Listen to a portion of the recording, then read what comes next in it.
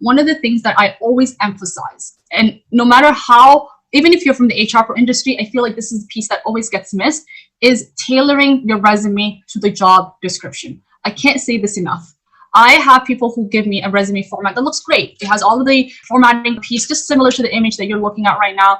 But then when I look at it, it's talking in so many different directions. It really is not talking to the actual job description and the key competencies that were outlined in the description. So if you take one thing away from this session, is tailor your resume to the job posting. That means you have to read the actual job posting. You have to look at the keywords and the key focus areas that they're looking for, and make sure that your document or resume speaks to that.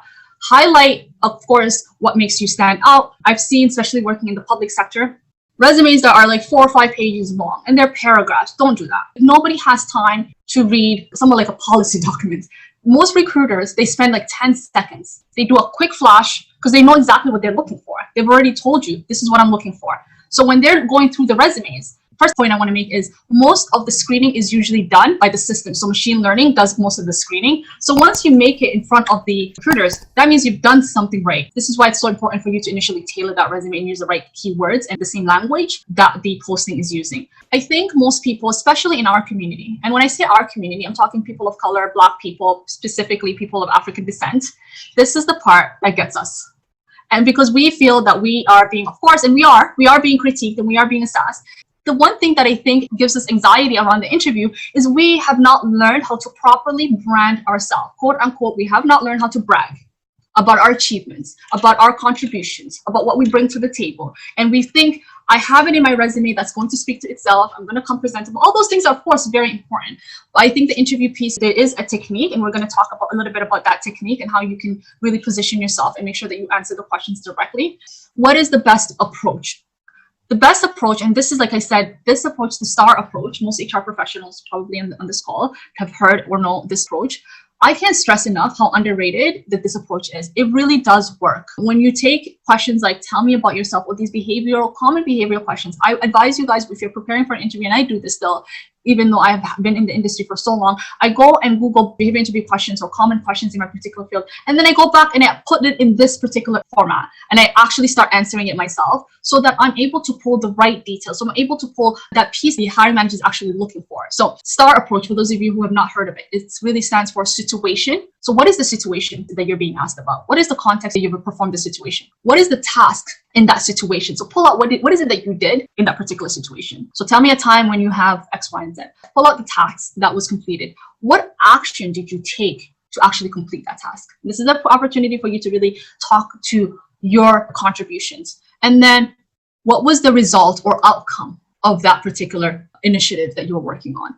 A lot of the times, I think when we get to the last stage of the interview, we're so relieved. And this was me early on in my career.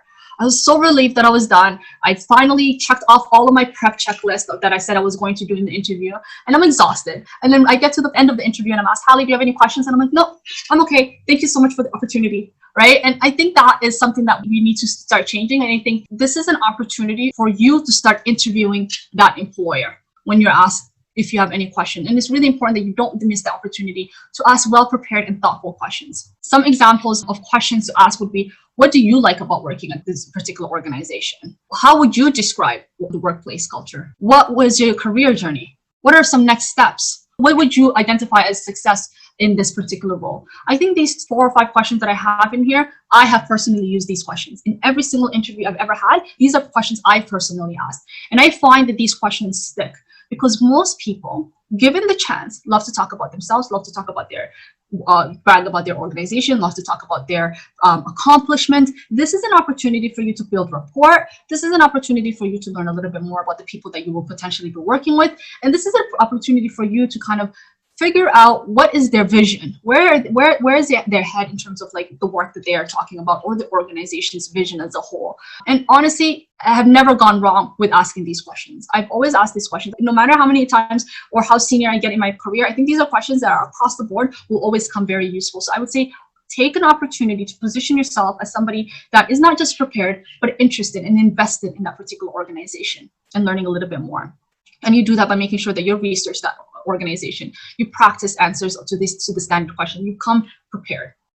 And after the interview, of course, once you get past that stage, it's so important for you to send a thank you note, whether you want to thank them or not, whether you had a great experience or you didn't. It's so important for you to make sure that you craft a thoughtful message and saying thank you for the opportunity. So I actually have that issue here because in order to get to where I need to go to, I've had a lot of opportunities with various companies, right? So I would say group-like industries and like roles. What I mean by that is I have an extensive amount of experience in agency recruitment, where I've done agency work here in Canada.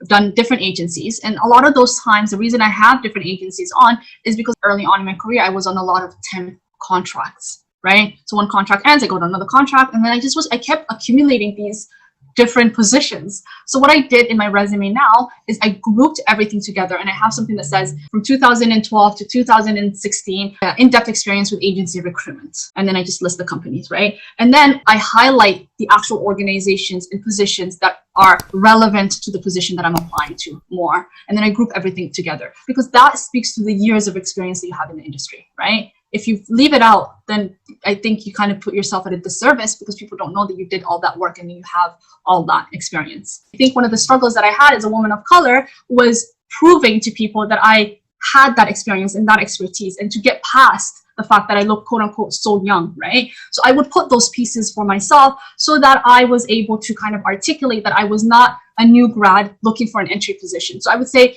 a one-liner at least, that you have this experience so that you can position yourself as, as an experienced professional. You don't need to tell me about all of the technical things or technical languages or technical achievements that you did in your resume, but just a one-liner to kind of to kind of highlight to me that you were, I don't know, an IT specialist or something at one point in your life. Network. Find where you're interested in and start talking to people that are in that particular positions that you aspire to be in, or in the particular company that you aspire to be hired into. And like I said earlier, because I think I spoke directly to this piece, don't ask for a job. Yeah. Don't ask for a job. Go in there and go in to learn, right? Go in to find out and gather information. Look at it as an information gathering session. Look at it as a way for you to make an impact. So potentially gain another mentor. You can never have enough mentors and advocates. Just look at it from that perspective. In short, it's not easy to get out of a pigeonhole. It's going to take you some time. So for me, it took over 6 months to even be considered. And guess what? I was hungry the first day I made that first reach. I was desperate the first day. So for me to have to wait all these months was not an easy thing for me to do, but I was in it for the long run, right? And so I would say network from a perspective of building connections, not from a perspective of, I'm going to go talk to Hali and I hope I get hired in the city of Toronto.